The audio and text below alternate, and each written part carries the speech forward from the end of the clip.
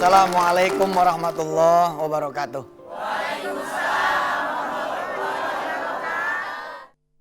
Siapa di antara ibu dan bapak nih di ruangan ini, mas nih, yang lagi punya utang?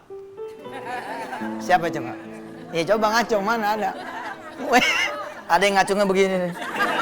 Sebenarnya ada utangnya tapi dia malu. Ini depan TV ini. Untuk bisa bayar utang pakai duit apa pakai Allah? Pakai Allah. Makanya salah kalau orang punya utang bilang begini, Pak Ustadz, aduh kalau saya nggak punya duit nih buat bayar utang, nggak kebayar nih. Salah. Utang itu kalau kita punya Allah pasti kebayar.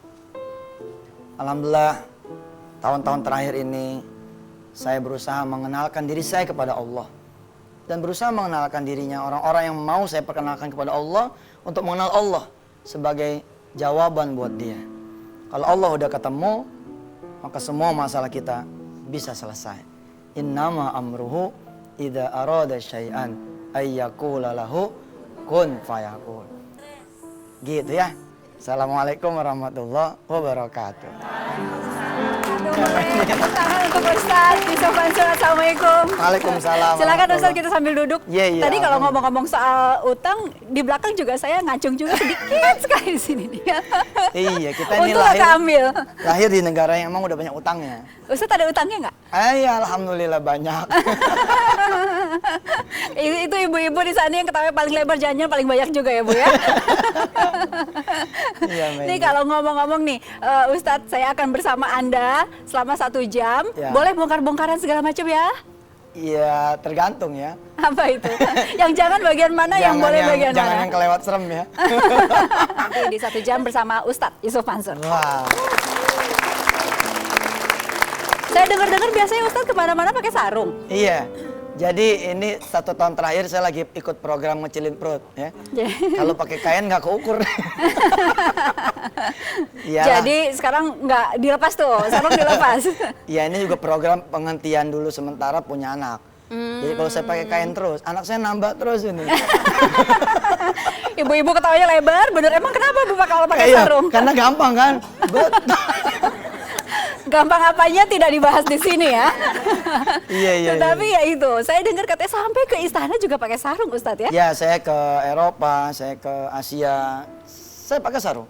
Sampai suatu kali kebetulan saya ngajar juga, financial and spiritual finance. Ketika saya ngajar financial solution di satu bank terkemuka, dulu muka saya belum terlalu dikenal ya. Ada bacaannya tuh Yusuf Mansur gitu. Saya kan turun nih pakai kain. Dia tidak mengira kalau yang ngajar financial solution itu orang yang pakai kain. Jadi bayangan dia barangkali pakai dasi, pakai jas. Ya udah saya lewat aja karena merasa barangkali ada another Yusuf Mansur toh. Karena udah makin lama makin sepi, nggak ada orang lagi. Saya yakin oh jangan-jangan dia salah nih. Saya nemuin dia. Mas maaf nyari Yusuf Mansur. Oh iya. Saya nyari Yusuf Mansur. Saya Yusuf Mansur. Oh maaf saya nyari yang gak bekayan katanya gitu. Mas sampai ngomongnya begitu. Kira-kira lah. Tapi belum puasa nih, gak boleh bohong. Sendal ini gini juga nih. Oh iya. Sendal juga. Ini sendal nenek-nenek nih. Ini zaman dulu nih. Ini terkenal nih. Ya, nggak boleh iklan nih. Enak sendal begini. Kenapa? Ada alasan khusus kenapa pakai sendal kemana-mana gitu? Ya, kita kan gini ya. Karena Nabi sallallahu alaihi wasallam idza hazaba amrun shalla. Sesungguhnya Nabi itu kalau hatinya sedang berduka, sedang sedih, sedang ada harapan kepada Allah Tuhannya, sedang ada keinginan, ada kertak hati apa itu, shalla, dia sholat. Nah, kalau saya pakai sepatu susah. Apalagi pakai kaos kaki gitu ya. Iya. Nah, karena emang saya demen sholat. Kalau ada apa-apa saya minggir, saya sholat, saya nyari pom bensin, saya sholat, saya masuk ke restoran, saya nyari musola sholat, saya nyari warung padang sholat.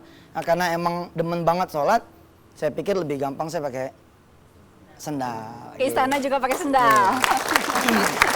Nih Ustadz, kalau saya boleh tahu dulu-dulunya ya, awal-awal, nanti akan banyak cerita juga mengenai masa lalu. Tetapi sekarang sedikit saja sebelum kita nanti jeda. Mengapa Ustadz memilih jalan yang sekarang hasilnya memberikan banyak dakwah, menyampaikan segala macam isi tentang Quran ke masyarakat? Mengapa Ustadz pilih itu? Fayudillullahu may yasha wa yahdi may yasha. Allah yang menunjukkanlah jalan seseorang. Saya dulunya pengen jadi hakim, Mbak. Zaman kapan tuh cita-cita jadi kecil? Dari kecil. Dari kecil pengen jadi hakim. Pengen Apa istimewanya hakim kalau boleh tahu waktu itu? Kayaknya keren aja buat saya. Ya zaman dulu kan kalau pakai toga apa namanya itu? Baju court gitu ya. Terus saya pengen jadi pedagang karena saya waktu itu dekat pasar. Dan malah saya nggak mau jadi ustadz, nggak mau jadi kiai. Lagi kecil nggak mau tuh? Nggak mau, padahal proyeksi saya karena saya lahir di rumah kiai ya. Saya besar tumbuh di rumah seorang kiai Betawi zaman dulu ya. Kalau bapak ibu melintas dari Roksi sampai ke kota itu ada nama jalan Kiai Haji Muhammad Mansur. Nah, bukan sombong nih ya, ini ngasih tahu. Nah, saya lahir di rumah dia tuh, lahir di rumah dia, gede di rumah dia. Jadi orang tua memproyeksikan saya sebagai penerus. Saya nggak mau karena kacamata saya melihat saat itu bahwa yang pada jadi ustadz tuh miskin-miskin gitu. Kayaknya kok nggak keren gitu. Dan ternyata di kemudian hari saya belajar. Mereka-mereka yang jadi ustadz, jadi kiai itu memang barangkali nggak punya apa-apa, tapi mereka punya Allah. Akhirnya mereka punya banyak hal itu. Sedangkan kita-kita yang ngakunya punya banyak, ternyata nggak punya apa-apa. Ketika pengen ngerumah, harus kredit. Kalau orang tua zaman dulu, nggak pakai bersuara, bangun rumah. Orang sekarang mau belayar, mau pergi haji ya, pakai kredit. Orang zaman dulu, tahu-tahu selamatan. Nggak ngerti caranya bayar dari mana. Ya, karena saya pandangannya seperti itu, saya tidak kepengen zaman dulu pengen jadi ustadz. Tapi akhirnya berubah. Terus sekarang jadi hakimnya, ditinggalkan nggak apa-apa, nggak nyesel tuh? Lebih Saya- keren kan? Iya. Kalau ngelihat fenomena sekarang marak dengan kasus penjara, kayaknya jadi hakim tuh jalur yang saya agak ngeri sekarang ini. Ngeri ya? Ngeri, ya. Oke, boleh kasih tepuk tangan untuk Ustadz. Kita akan ngobrol lagi lebih banyak dengan Ustadz, ibu-ibu dan juga teman-teman mahasiswa, tetapi nanti setelah jeda berikut.